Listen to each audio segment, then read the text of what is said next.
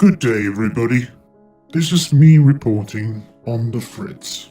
It's a perspective from within Germany. Think of me like an embedded journalist or something. What happened to Germany in 2015, or ever since 2015, is of great importance to the Western world. It is important that it's recognized as a danger. Germany has yet again become a threat to the Western world. Don't you think Germany is just one country? What possibly can it do to harm me? They don't even have an army anymore. At least no army that deserves the name. Don't be fooled. Germany has become the dominant power in Europe yet again, and Germany's will be forced onto others, may it be through trade, through money, or sanctions. Another popular method is EU law. If that doesn't work, they invent some sort of spirit or alleged European identity. If Germans can't be patriots, or don't believe in themselves, they at least have to tell others what they have to believe in.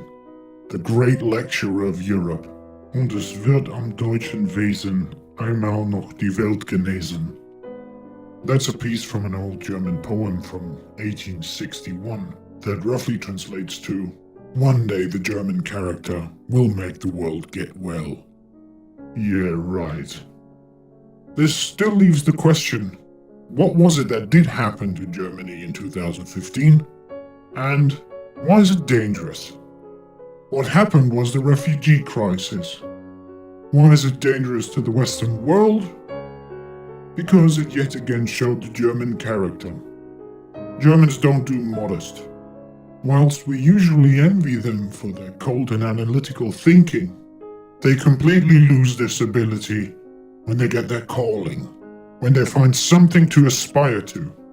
They develop this incredible ambition. I give you a historical example. In 1918, Germany lost the First World War, and especially through the Treaty of Versailles, was plagued by economic turmoil and massive inflation afterwards. Once Hitler came to power in 1933, however, it only took them 6 years to build an army powerful enough to devastate Europe. It's 2016 now. That means that only from 2010 to 2016, a country having no army builds an army powerful enough to overrun Europe.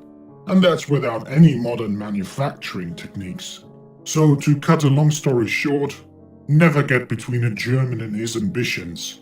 Give them a goal, and they become brutalized. Another great example is the little socialist experiment on German soil, which was called the GDR, the German Democratic Republic. After the Allies won the Second World War, the Russians also wanted a piece of the pie, and they treated themselves to what was left of the eastern part of Germany. So like they did in other Eastern European nations, they installed a little puppet regime in East Berlin. They even called it democratic. But the whole democratic malarkey wasn't taken too seriously, though. In fact, it was just as much as a dictatorship as the dictatorship which preceded it. And now guess what happened? After being the best Nazis on the planet, they quickly became the best socialists or communists on this planet.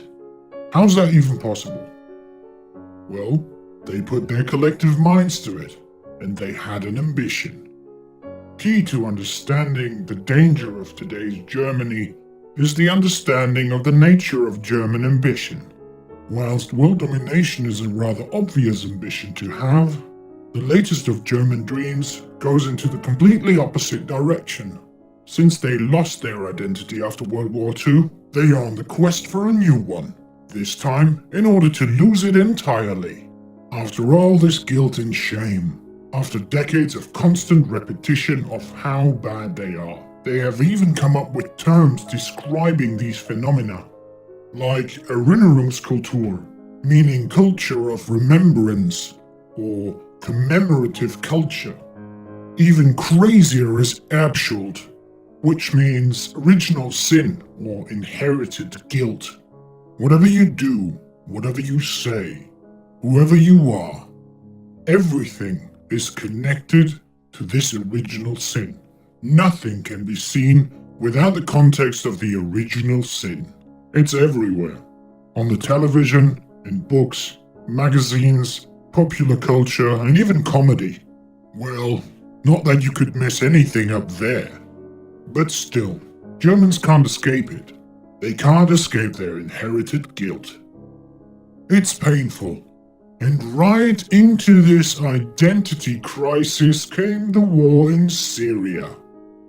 Ha ha ha. We have lots of balloons, said the German. Let's go to the railway station with them. Also bring teddy bears, because who doesn't love teddy bears? Bring any innocent little thing you can find and let's throw that at the refugees. After all, the refugees came to free us from the original sin. From now on, the world will have to love us again. Yes, that's an ugly truth, isn't it? The German open-door policy has nothing to do with altruism. It also has nothing to do with hospitality, because the Germans are simply not hospitable. If you know the Germans, you know how hard sharing is for them. I'm not talking about the sort of sharing that you do to look good in front of the neighbors or friends or other people. I'm talking about genuine hospitality, real charity.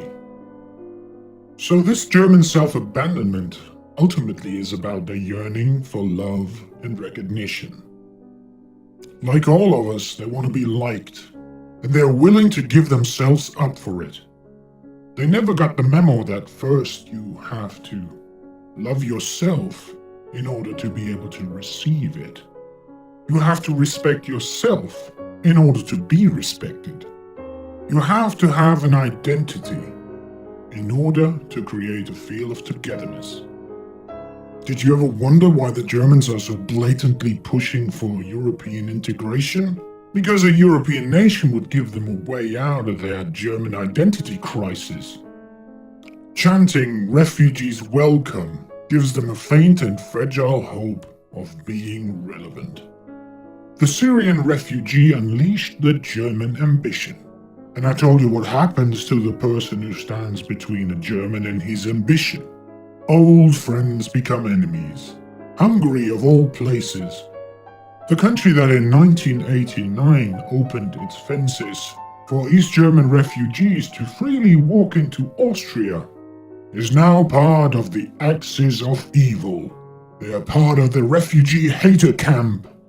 Among German political leaders, you hear people say things like, make an example of Poland, or to kick Hungary out of the EU.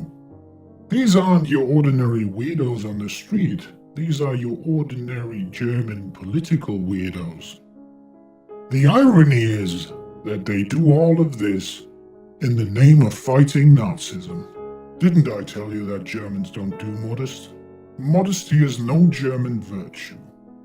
You're either with or against us. This goes for every European nation that doesn't follow suit. If you dare criticizing this newfound German identity, well then you must be a Nazi. Doesn't matter what you are, but it'll shut you up. So here's what I say to all freedom-loving people on this planet. Keep a close eye on Germany. They can't deal with freedom. They never could. They had the Kaiser, they had the Führer, they had the communists, and they had capitalism. And they are the very best at everything. Their latest achievement is ecological social justice warrior self-hatred. A concept so complicated, only a German can dream it up. Throw a couple of million conservative Muslims into the equation, and you get the recipe for the next big German cock-up. So why am I actually telling you all this?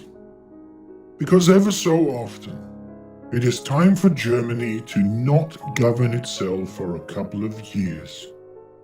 For the international community to step in and make sure that Germany takes a deep breath, thinks about itself, and restarts its society. The time leading up to this recurring event has never failed to be quite thrilling. We don't want to take any chances, do we? Hence me reporting on the fritz. Till next time.